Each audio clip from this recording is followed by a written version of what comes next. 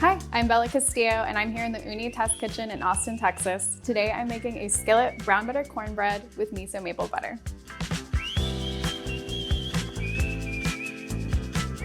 Okay, so for our cornbread, I have some all-purpose flour, some yellow cornmeal, I have some baking powder to help it rise, a little bit of salt, some sugar, buttermilk, whole milk, an egg, and some fresh corn. And then for our butter that's gonna go on top, I have some maple syrup, white miso, and of course, butter. I'm gonna be cooking in an Ooni cast iron skillet. We'll need a burner to brown our butter, so I'm using an induction burner here today, and I am also cooking on a Koda 16. So for the first step, we're gonna start by browning our butter. I'm gonna get my burner on here to like a medium low. This one goes to 10, so I'm gonna do like a 4. I have a 1/4 cup of butter here that I'm gonna start with. I also have a nice little trick here. So what I have here is whole milk. This is measured out for the recipe already. I'm gonna take a little tablespoon and add it to the butter. It's gonna give me extra browns essentially, and that gives it the tasty, toasty, umami flavor that we're looking for. And then I have a silicone spatula here. This is gonna be important because we wanna scrape the bottom of this pan the whole time so that we can get all of those milk solids that are gonna be toasting up at the bottom agitated, they're not sitting there and burning. The important thing with browning butter is that you basically just wanna stay with it. Just don't walk away from your stove and we will be golden.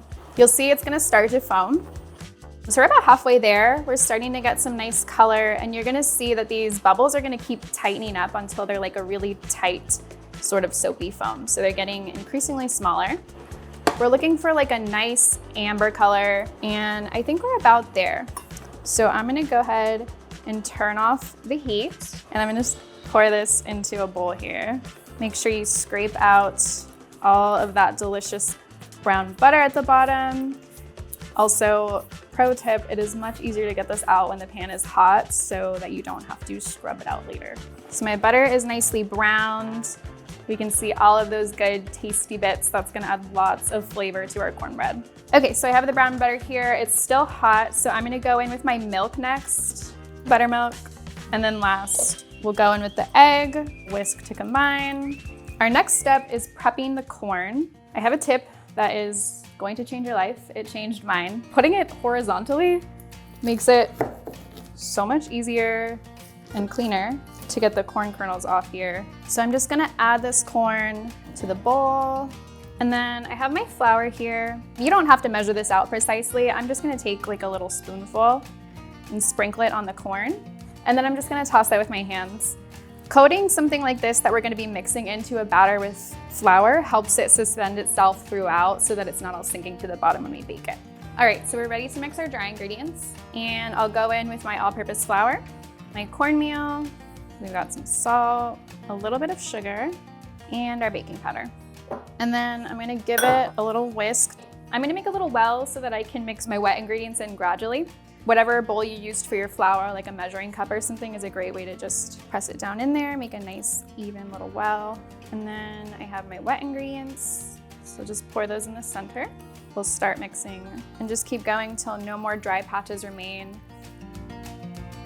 And the last step is to just stir in your corn. All right, our batter is now ready. I'm gonna go ahead and preheat my skillet. My oven is at about 450, 500 degrees Fahrenheit. So I'm gonna pop this in just dry, no oil for now. Okay, so my skillet has been preheating for about 3 minutes. I'm gonna go ahead and oil up my pan.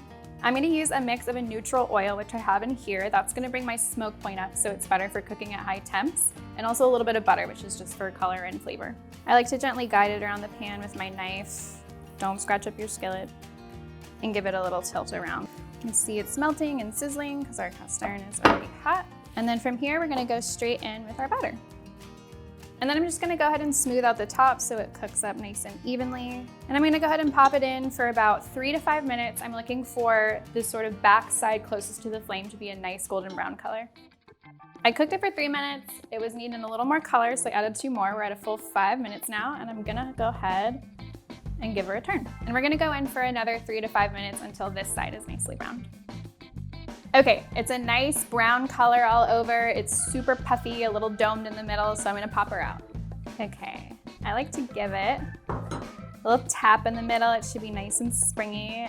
It feels pretty good to me. I'm gonna go into the cake tester and make sure that there's no batter. If you do not have a cake tester at home, you can use a toothpick or even just like a paring knife. A little bit of crumb is fine, we just don't want any raw batter.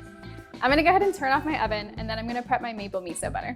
Okay, so for the maple miso butter, I have some more brown butter here. I'm gonna add that to a metal bowl and then I'm gonna go in with some white miso and a little bit of maple syrup. I'll go ahead and give this a whisk. I'm just looking for this to be fully incorporated. That looks about good. So what I have here is a larger bowl of ice and I'm gonna nest this bowl inside it. And then I'm just gonna keep whisking and this is gonna chill down the bowl inside so that I reach a nice spreadable, scoopable serving texture for this butter. You're gonna be whisking this for probably like 2 to 4 minutes. Okay, we are about there. It is a light brown color. That looks pretty good. I like to top mine with a nice little butter canal. Beautiful. If I were serving this over the holidays or just whenever I feel like having cornbread for guests, I would definitely serve it with this beautiful little canal. However, if I'm going to be eating this myself, I definitely want to slather the whole top with that butter. All right, let's try it. Okay, this looks great. It's nice and moist, a little fluffy in the middle. Yes. Buttery, it's a little sweet, it's a little salty, it's not too savory, it's not too desserty. This cornbread is just good. It's cornbread agnostic, it's cornbread for everybody. For this recipe and more, visit Ooni.com.